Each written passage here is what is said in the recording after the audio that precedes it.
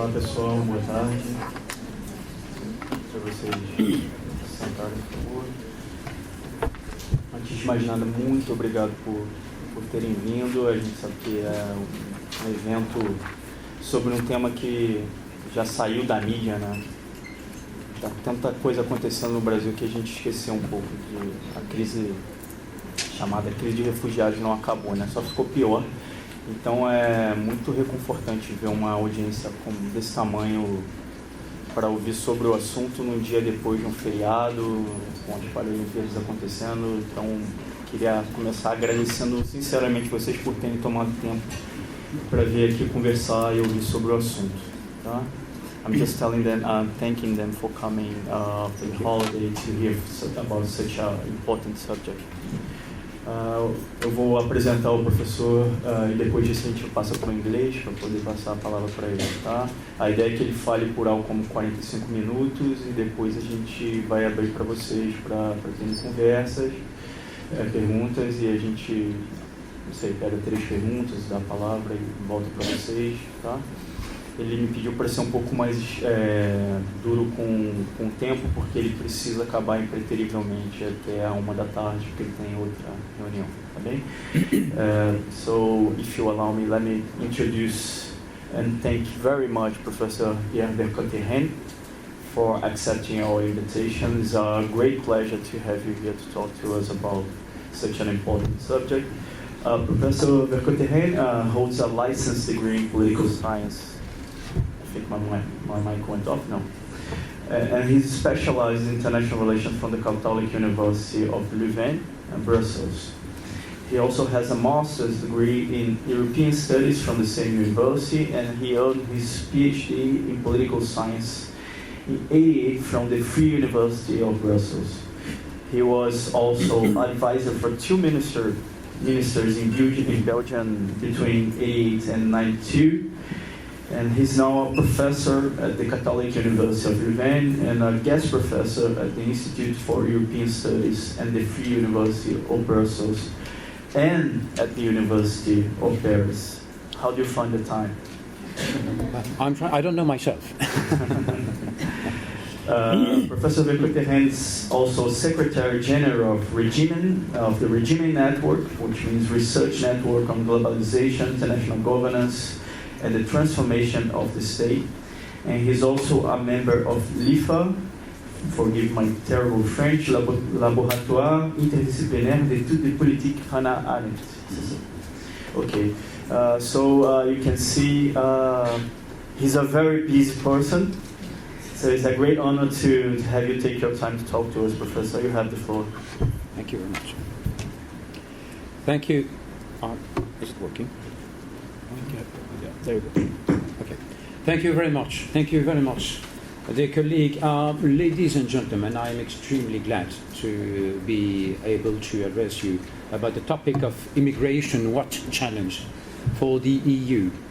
As a way of introduction, I was just pointing, I can just mention the fact that according to UNO, the European continent needs immigration because of the trend of demographic growth, which is reducing year by year in Europe, meaning that the demographic trends leads the European population towards aging.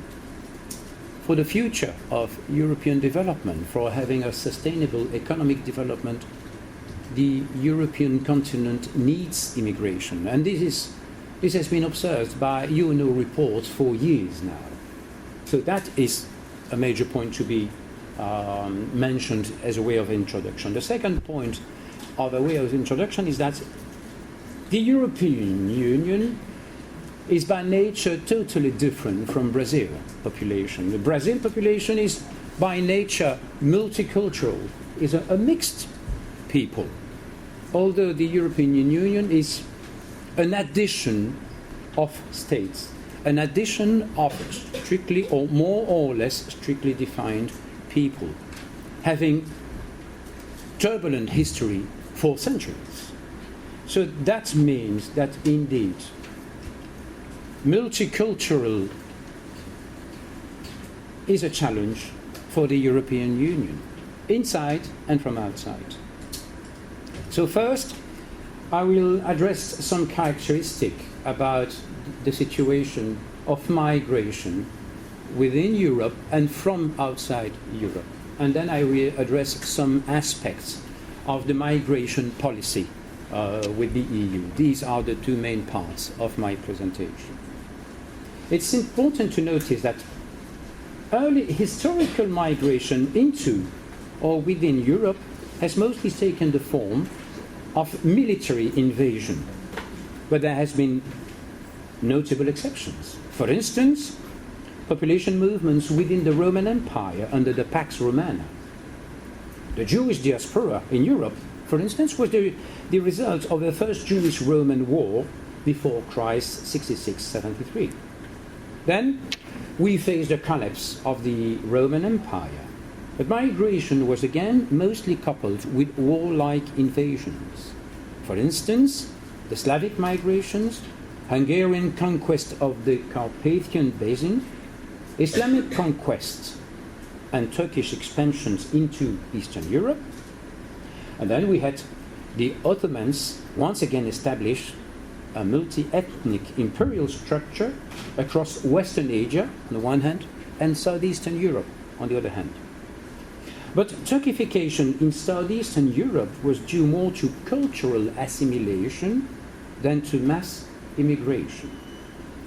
Then we have the late medieval period, where the Romani people migrated into Europe, both via Anatolia, which is a Turkish area, and from Maghreb, which are the northern African countries, Morocco, Algeria, Tunisia today. Of course, there were substantial population movements within Europe throughout the early modern periods, mostly in the context of the Reformation and the European wars of religion between Catholic and Protestant mainly. And of course, again, as a result of the Second World War in the 20th century.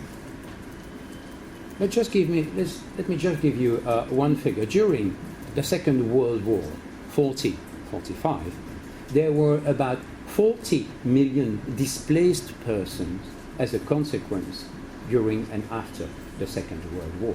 40 million people.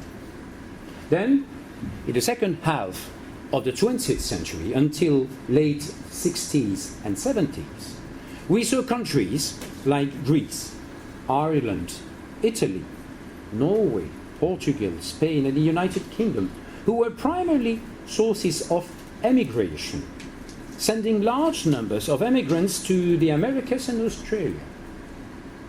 A number of them also went to other European countries, notably France, Switzerland, Germany, and Belgium. But later, as living standards in the emigrating countries have risen, the trend has reversed, and they were the magnet for immigration, mostly, for instance, from Morocco, Somalia, and Egypt to Italy and Greece, or from Morocco, Algeria, and Latin America to Spain and Portugal, and from Ireland, India, Pakistan, etc., to the UK.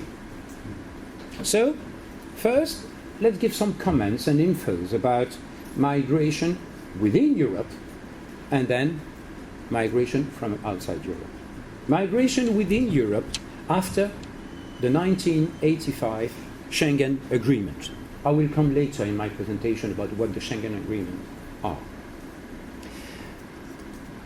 In 1985 was signed the famous Schengen Agreement. According to it, the free travel is existing within Europe. It's a bit revolutionary in a sense, because indeed, although we have the European integration process going on since the 50s, we are still dealing with national sovereign states. So free movement of people between, for instance, between Argentina, Brazil, and Chile. Could you imagine that? Nowadays, thanks to the Schengen Agreement, I can freely move from Belgium to France, neighboring, without noticing, without being checked on the border. Like you can freely move from Rio de Janeiro state to Minas Gerais state. No difference for this. That is the situation thanks to the Schengen Agreement in 1985.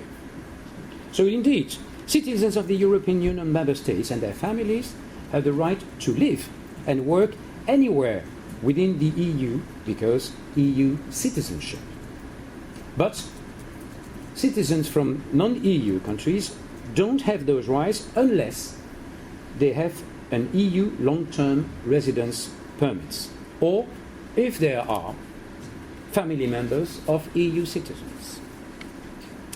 Nevertheless, all holders of valid residence permits of a Schengen state have the unrestricted right to travel within the Schengen area for tourist purposes only and for up to 3 months.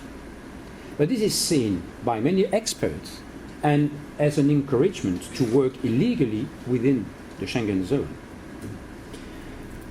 A large proportion of immigrants in Western European states have come from former Eastern Bloc countries in the 90s, after the end of the Cold War.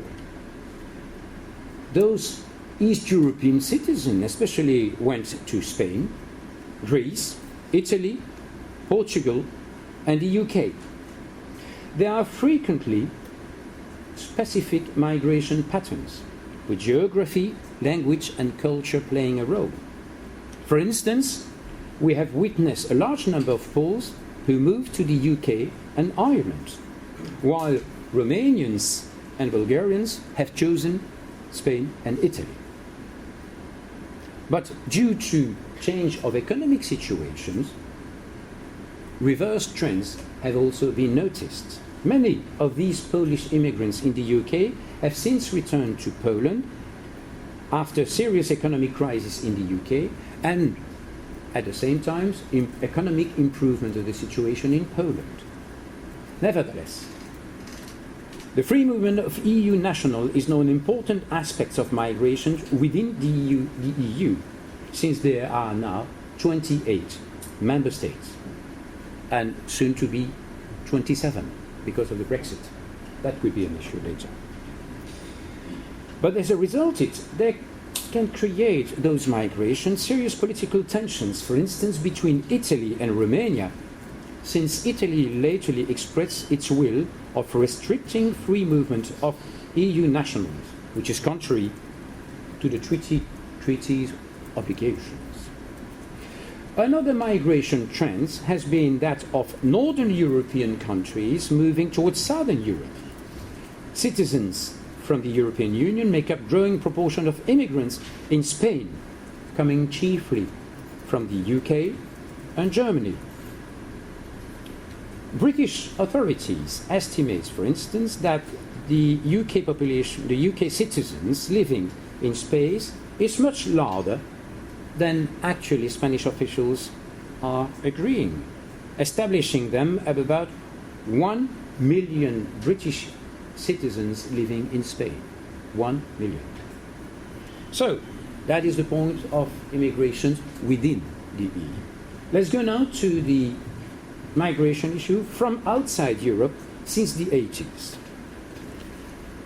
Some scholars claim that the increase in immigration flows from the 80s is due to global inequalities between poor and rich countries. In May 2009, the European Commission adopted the EU Blue Card to allow skilled third country workers to work in any of the participation EU member states. So, let's see some case study. Most European countries are now becoming more multicultural due to an increased immigration from foreign countries. Since 2000, the immigrant populations of many northern and western European countries have more than doubled since 2000. However, the immigration policies varies from country to country, as, of course, immigration policy is supposed to be under national sovereignty, and that could create a problem indeed. Nordic countries can serve as an example. While Norway and Sweden have implemented a generous immigration policy, on the other hand, Denmark and Finland have restricted immigration. Although even Denmark and Finland have later experienced an increase in their immigrant population, it's not comparable to the drastic relative increase in Norway and Sweden. Let's just give some figures, if I can say. Sweden and Norway, more generous countries. In 2000, the number of immigrants compared to the national population was in Sweden 14%, and it jumped to 21% in 2014. From 14 to 21. Norway from 6% to 15%. While in Denmark, 7% to 11%, and Finland 2% to 5.5%. That gives you an idea. Let's go now to another case where it's often talked about, France. As of 2008, the French National Institute of Statistics estimated that 5.3 million foreign-born immigrants and 6.5 million direct descendants of immigrants lived in France. They represented nearly 12 million and 19% of France's population. 19%.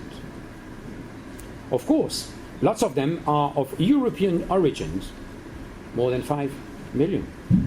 4 are coming from Maghreb countries, remember, Morocco, Algeria, Tunisia. And 1 million of sub-Saharan African origin. That is interesting to see indeed the importance of former historic ties there. Let's go now to another country, the UK. In 2004, the number of people who became naturalized British citizens rose to a record, just in 1 year, 140,000, which is a 12% increase from the previous year. Most new citizens are from Asia and then from Africa, and the largest countries of origin, which is not surprising, are India, Pakistan and Bangladesh. Let's go now to Italy, the third possible case, which is interesting. The total immigrant population of Italy is now about 5.7 million, which represents about 9% of Italy's population. Since the expansion and the enlargement of the European Union, the most recent wave of migration have come from surrounding European nations, particularly Eastern Europe, increasingly Asia, and of course still North Africa as major immigration area of origin. I also mentioned the problem of the Romanians. Indeed, Romanians are officially registered at about 930,000 as living in Italy. We also see more and more immigrants from Central and Eastern European countries, Ukrainians, Polish, Moldovians. That is the case for Italy. Now, the last possible case I would like to refer to, because that's also a country one regularly talks about in the news, is Spain. Since 2000, Spain has absorbed about 6 million immigrants, adding 12% to its population. The total immigrant population of the country now exceeds 5.7 million, which is more than 12% of Spanish population. Of course, lots of them are coming from Morocco, but even more of them are from Latin American countries, Ecuador, Colombians, Bolivian, even some Chinese. This is the exception that proves the rule, indeed. And as I mentioned earlier, more and more immigrants from northern European countries like Germany or British. So, provisory conclusion then can be seen that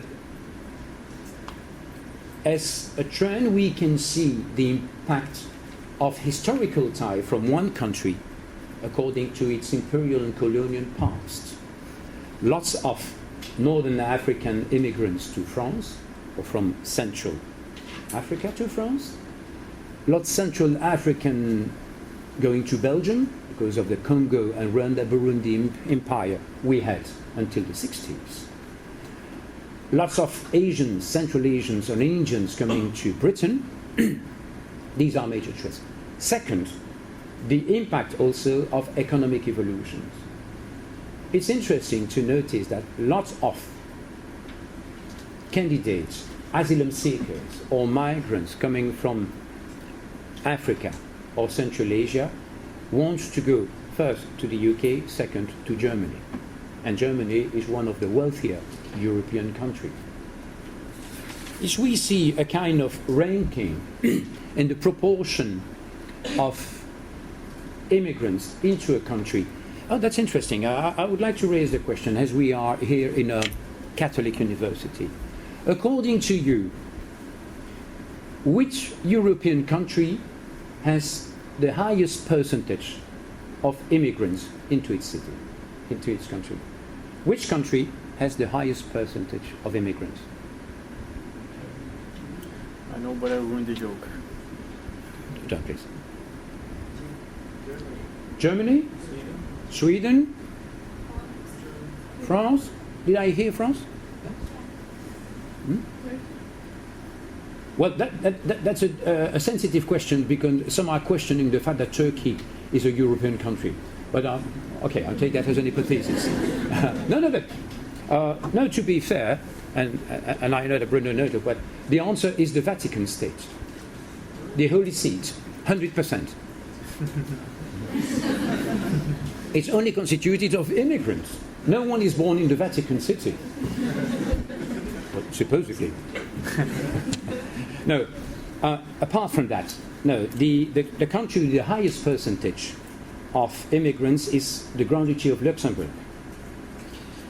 If I remember the figure I can find here, is about 43% of inhabitants of the Grand Duchy of Luxembourg are immigrants. Then second is Switzerland, about 28%. Then we have Cyprus, then Ireland, and then Latvia and Spain. That could give you some idea of the proportion.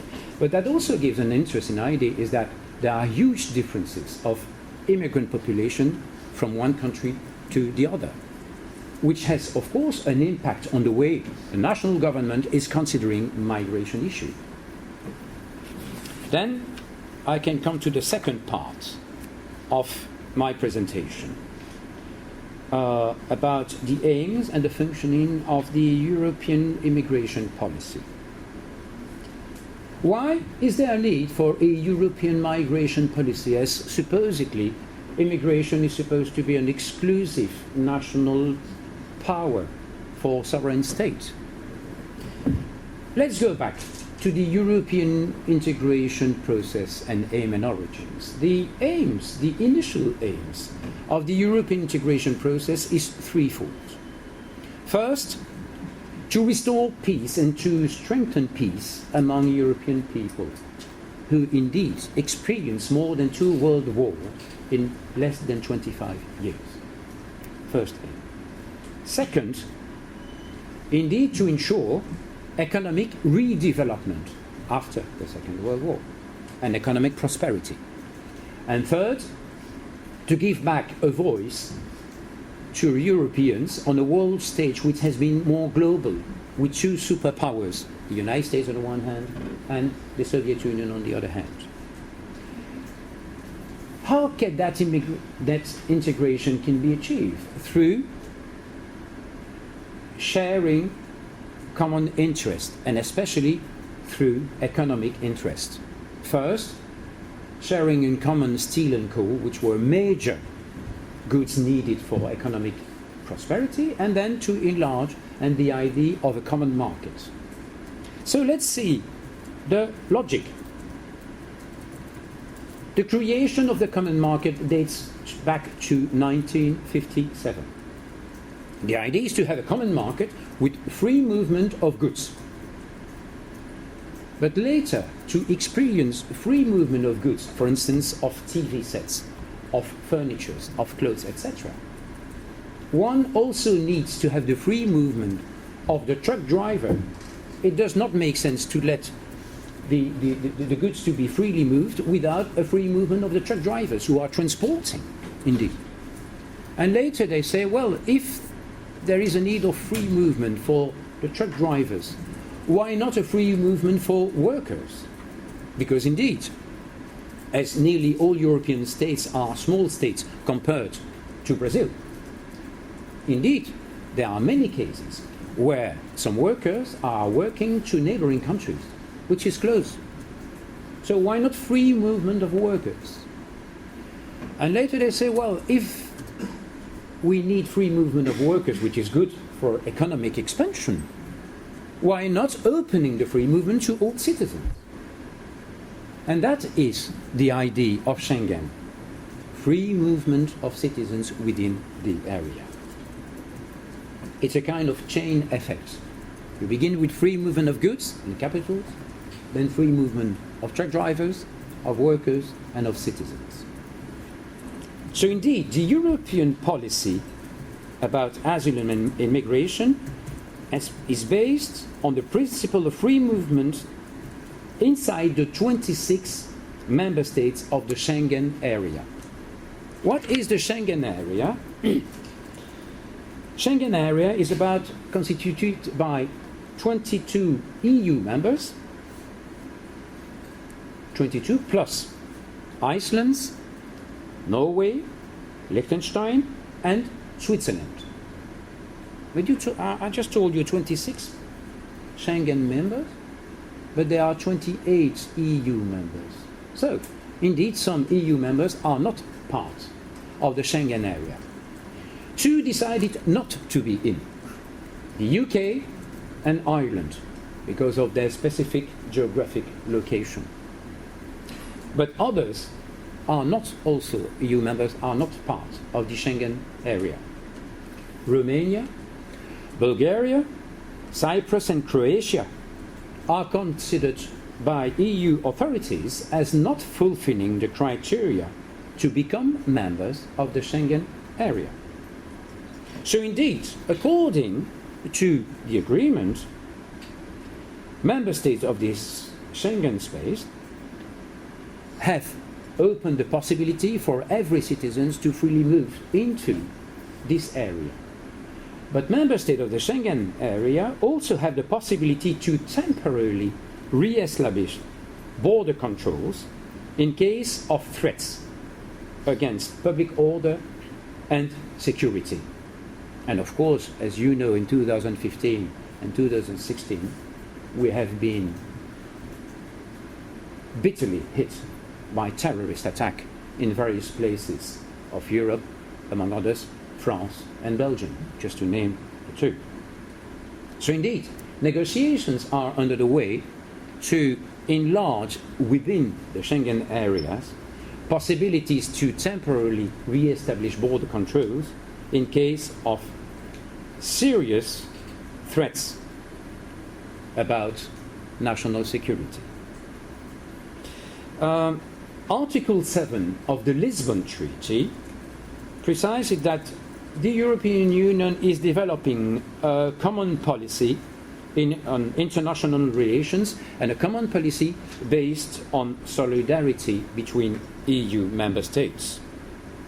Indeed, the aim of this common policy is to harmonize national legislations about entry and the stay of third countries' citizens.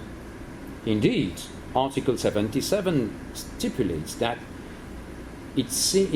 there is a need to ensure control of persons, efficient surveillance in the crossing of a foreign border, and to gradually put in place an integrated system of management of external borders. End of quote. So indeed, the Treaty of Lisbon, which is the latest treaty into force in the EU, is mentioning the aim of the creation of a European common regime of asylum, as well as the perspective of a European police on borders and a European judicial body to treat various questions about immigration. And here we can mention three aspects. First, border control. Second, asylum policy. And third and last, the issue of immigration itself. As I mentioned earlier, we are starting from the point that first, immigration and asylum was supposed to be strictly and solely national power. Now, with these waves of immigration lately, the European Union members said no European member is able alone to ensure that policy. So, by treaties to treaties, Schengen Agreement, Lisbon Treaty, etc., powers have been transferred from national states to the EU. According to orientations defined by the treaty, we are going to implement common visa policy. Common visa policy. Secondly, to manage in common control on persons crossing outside borders. Third, to define conditions under which third countries' citizens may freely move within the European Union. Four, to take all necessary measures in the gradual establishment of an integrating management of outside borders. Furthermore, the Lisbon Treaty also enlarged the power of the European Court of Justice. For instance, when a country wants to re-establish temporarily border control, the European Court is enabled to stipulate if it is legal or not. This is a new competence for the European Court. And also able to interpret questions related to free movement of persons, which was not under the competencies, under the power of the European courts. So indeed, as I mentioned earlier, as surveillance and border controls mainly remains under national competencies, there have been a development of more and more instruments in order to manage together these questions, especially in an integrated management system of border against terrorism, illegal immigrations, and human trafficking. For instance, there has been a set in place of a common visa for EU citizens. Secondly, there is also what is called the Schengen Information System, which is a common base of data about wanted persons, for instance, for terrorist activities. There is also new system integrated, adding digital prints to the common system of visas. And then lately, a new body has been created since 2005, which is called Frontex. The Frontex is a European body made of police officers patrolling on outside borders, especially in the Mediterranean Sea, in order to prevent illegal immigration from North Africa, among others. Frontex bodies, which are made of police officers sent by member states, are more and more numerous and is more and more a permanent body. For instance, my wife and myself, we went to Lesbos University in Greece in the beginning of July. And then we were able to see, because Lesbos Island is a front island from Greece facing Turkey, where lots of immigrants are coming from.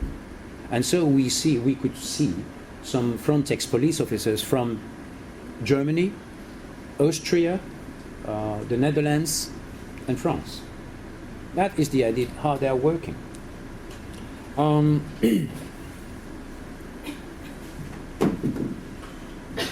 So after the border control, the asylum seekers.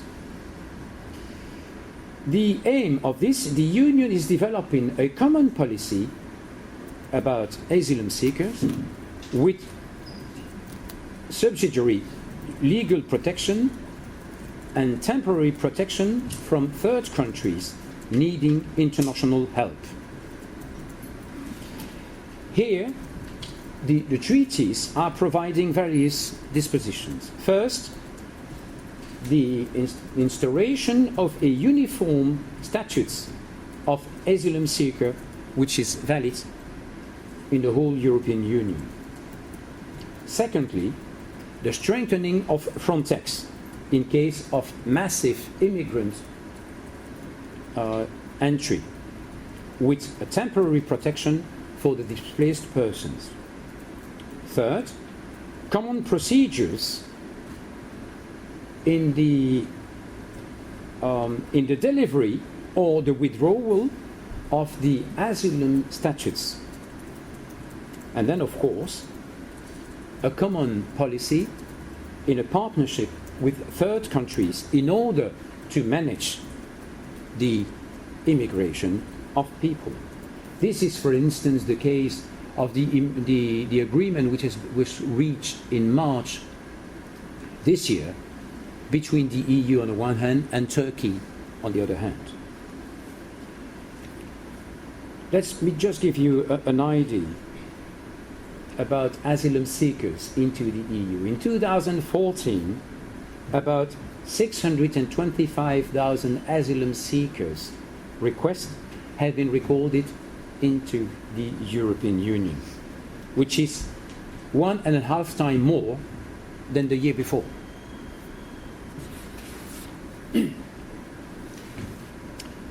After border control, after asylum seekers, then the question of immigration.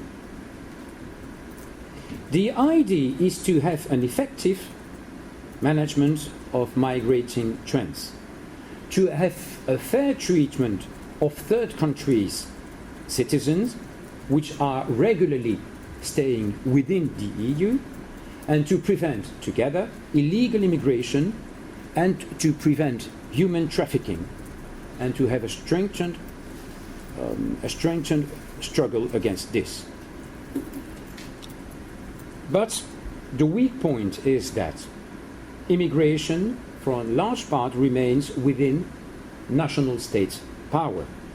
So indeed, so far, we need a strong strengthening of cooperation with EU member states in order to implement further the common policies. Which leads me to some non-concluding remarks for my presentation. First, as I mentioned earlier, no state is able alone to face migration challenges. No states, even the most powerful one. I mean, no states in the world, even the United States, even China. Secondly, as I mentioned earlier, the three aims of the founding fathers of the European constructions were first, peace in Europe between people, prosperity through sharing of common resources, especially economic one, and third, to give back a voice to the European states on the world stage. As I mentioned, we had a kind of chain effect from free movement of goods to free movement of persons. The idea is that European integration is going to a political finality. But with the current migration crisis, that crisis is questioning the European construction in more than one instance. First, the objective of peace, which is the main success of the European construction, is revealing the need of the issue of living together. The living together in the European construction is questioned today by the massive immigration issue. This is also questioning the idea of a European citizenship. Who is supposed to be European citizens? Should we be a closed society or an open one? First. So, is the idea of the European citizenship leading to a withdrawal into oneself, to the closing of border, or shall it lead to more open society? Second, the crisis also reveals the challenge to live together within each member state. In each member state, contrary to what was thought before, each member state is more and more multicultural than it was before. So indeed, each member state is more and more constituted with a mixed population, multicultural. So indeed, you can see some strong reactions against these multicultural communities. When you look, for instance, at the result of the last European Parliament elections, which took place in June 2014, and then you could see the rise of votes for nationalistic parties, the Front National in France, or other parties, the UKIP in Britain, etc. But let's try not to remain hypnotized by the present. If the European integration process leaves us hope, it's this. Sometimes the European process is moving forwards. Sometimes it stops, but it never went back. At each crisis, as difficult as it were, it created stops, later followed by more integrated answer through common solutions. And the more we have common solutions, the more the sovereignists are facing nightmares. I thank you very much for your attention.